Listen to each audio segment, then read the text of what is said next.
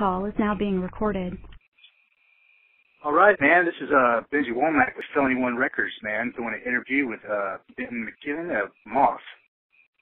So, how's it going, man? First off, Benton, yeah, good, man, good. So first off, Benton, give me a little brief history of how MOTH came about. MOTH started about 3 years ago.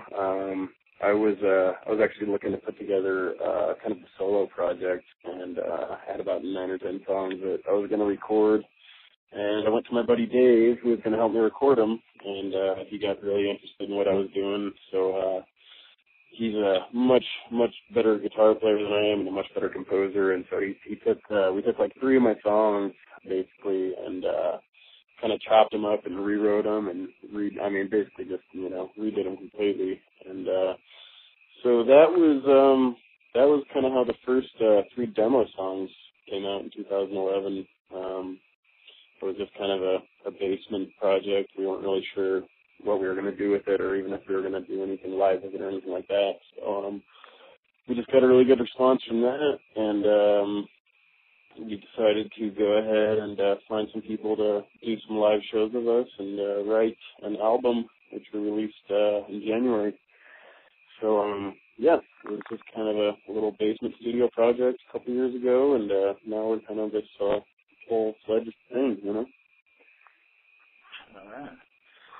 Well, that's the same, man. I was rocking out to you guys while I was thinking of these questions, and I have to know, is there any tour plans in the making? I'm ready to see this band in action, man. What plans are in the making? Yeah, you got any tour plans in the makings for? Tour plans. Tour plans, yeah. Not immediate. We're looking at some pretty big funding hurdles we're going to have to get over for. We're looking at getting back in the studio and doing some stuff with that. So we're looking at coming up with some money for that, and we're also doing some other projects right now, kind of behind the scenes, just little bonus stuff we're going to release on the side before the album comes out, or the next album. And so a lot of our money's tied up, and that's that can be a pretty costly thing to get out on the road, especially with a 6-person band. But we're really hoping that we're hoping to release a next album sometime early next year, and we're really hoping to do some touring on that. So I'd say for this year, there's probably not a good chance of us getting out on the road too much, but hopefully early next year we're going to be doing something. Mm-hmm. What was the meaning behind naming the band MOTH? That was we kind of wanted something that was kind of a little vague and not very specific, and it doesn't really tell you what the band's all about, right away when you hear it.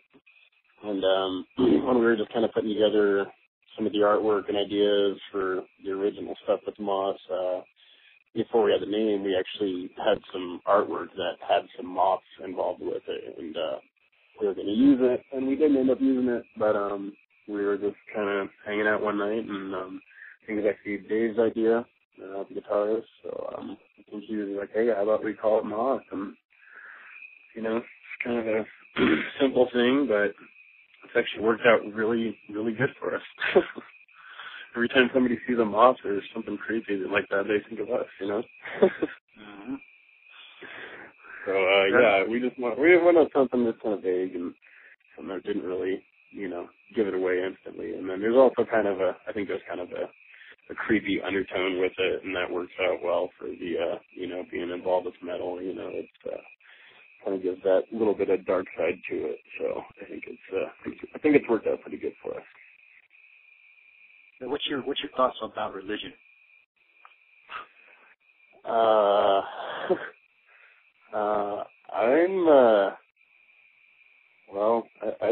don't want to go and speak for the entire band or anything. But I'd say generally we're not the biggest fans of super organized structures or anything like that. I think yeah, I love asking this question, man. I love asking this question, man. It's like,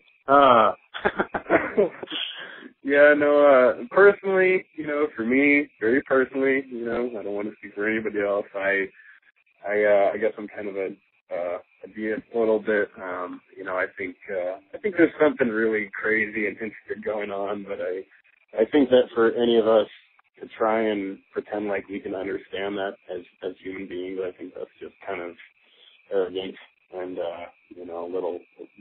very, very misplaced. So that's kind of my personal thing on it. Everybody else in the band, I'm not 100% sure on where they lean on that, but I can tell you, I'm pretty sure that nobody's really the biggest fan of the, super organized stuff. Nobody goes to church every Sunday and gives a... No churchgoers in the band. We go to the Church of Metal. That's about it. I'm waiting for a band to say, I hate God, and I'm sitting here drinking a beer with Satan. I should interview some death metal bands, I should interview. I wonder what Venom would say if I asked him that question.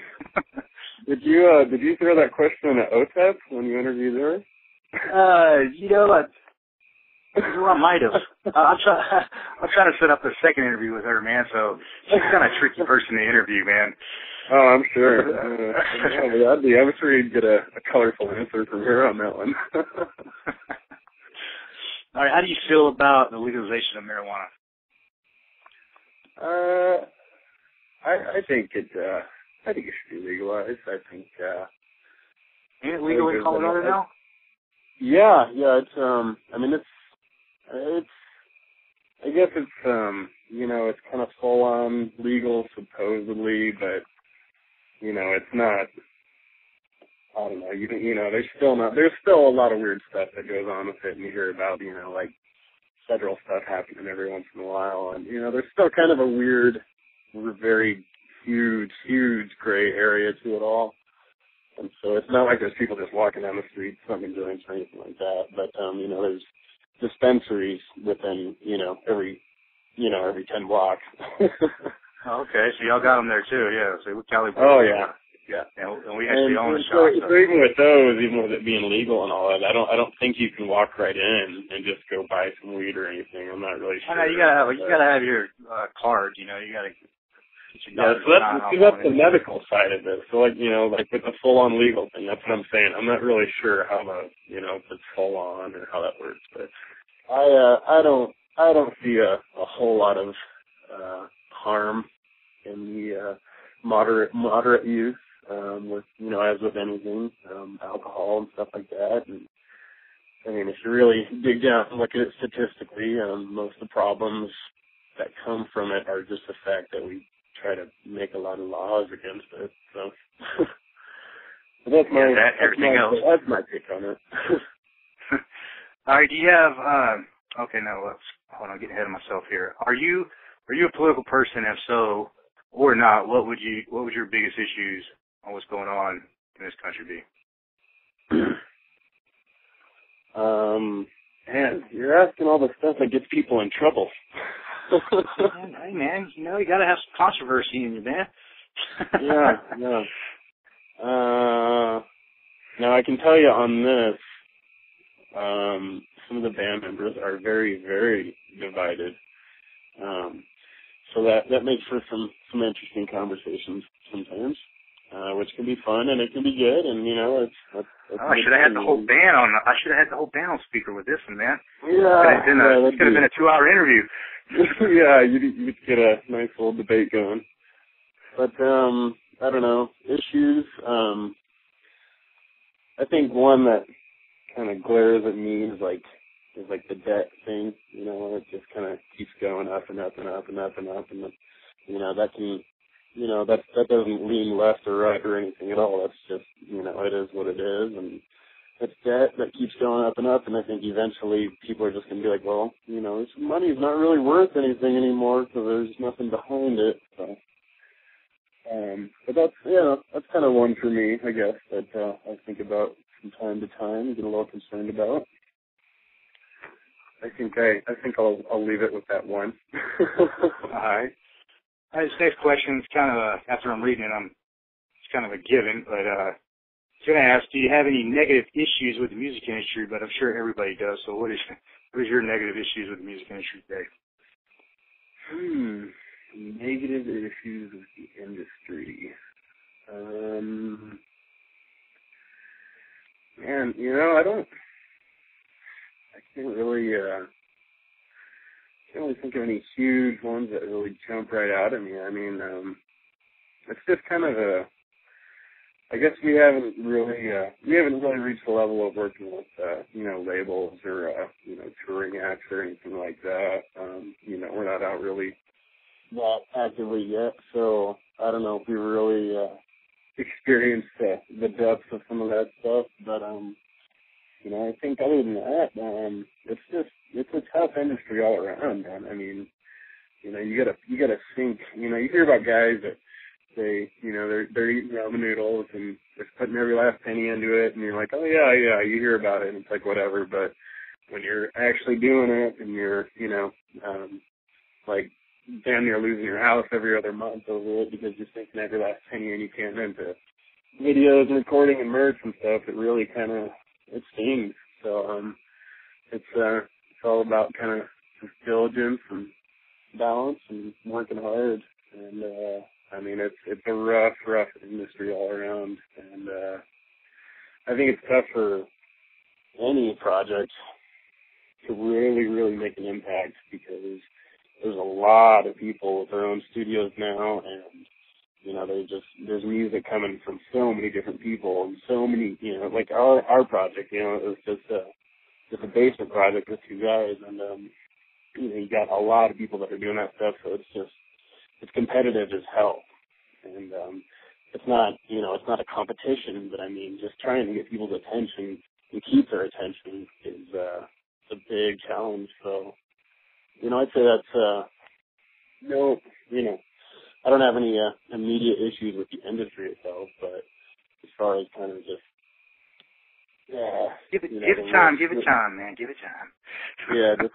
just the real struggle of it, I think, is just keeping people's attention. That's the music industry to me is like a cesspool of letdowns and despair, and man, it's addictive. It's like a drug, man. You can't walk away from it ever. Yeah, and I mean, we've had 1,000 setbacks. Every show, we play, and every project we do, and everything. Dave and I have this little running joke, and we're like, well, that's lesson number 9,722. Just stack it onto the books, and I mean, you learn something every time. I mean, we did a live show up in Fort Collins, and we got a party bus to get all of our people up there from Denver all the way up to this show. It was really epic, and we hired this video crew, and the night got chaotic, and they switched SD cards on their video thing, and they lost the card, and it was epic footage, stuff that you'll just never get again, so it's like, you have little stuff like that that's just like, oh, man, that stings, that burns, man. And, the funding part of it is huge. The funding is rough, man. So there's a lot of little stinging points to it, but like I said, I don't have any, super glaring things that I despise about the industry. It's just diligence and hard work and hard work and hard work, and when you want to rest, it's more hard work, and it's rough, man. But it's fun. How's the music scene out there in Colorado? We actually have a really, really good scene out here, and it's growing all the time. And I don't know, I'm sure a lot of people say that about their hometown or whatever, but we actually have, some really good bands coming out of here. I know. I've found a bunch of them out of nowhere, dude. I found you guys on accident, pure accident, man. I was doing research, interviewing a different band for another band, and kind of stumbled across you guys. And I think, I was trying to interview Arcadium, and I seen you guys were playing a show with them or something. Check y'all out. We did a show with them up in, that was the Fort Collins show, the one we got that bus for, and Yeah, they're Arcanium's huge. We also got Allegiance out of here, and Cephalic Carnage, and got Dirge Within too, right? Yeah, and Veil and Nass, they're really, I mean, they're getting huge, and there's a lot of bands. Dead for Denver. And Dirge Within is Sean Glass. He's actually our VP on our label. Oh, nice.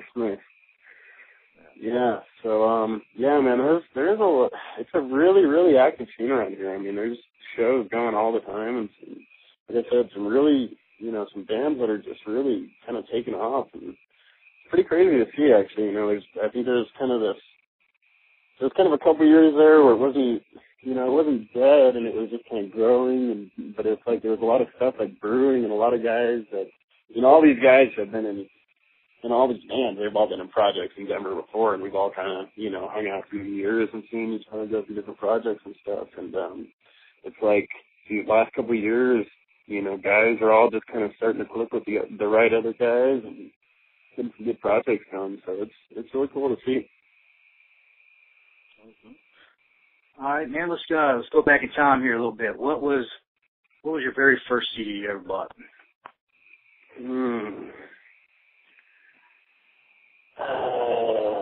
Man, you don't remember your first CD, dude? Well, yeah. This is another one where my bandmates are going to kick my ass because they all got like 5 or 6 years on me. And so, you know how much difference 5 or 6 years can make on what time you can watch. I was Bill Cosby himself and Aerosmith. Yeah, I'm pretty sure it was Adrenaline from Deftones. Well, that was a good start, man. Yeah, man, I know one of the first tapes I got way back in the day from my cousin was Suicidal Tendencies. So. Oh yeah, tapes. That's basically what I meant. Tape, Yeah. That's what was out when we was kids. What was it? Suicidal Tendencies? I love them guys, man. Yeah. So yeah, that was man. You got me really thinking now. I'm pretty sure it was Deftones. I'm trying to think, man. I went on a CD buying spree once I found metal. Oh yeah.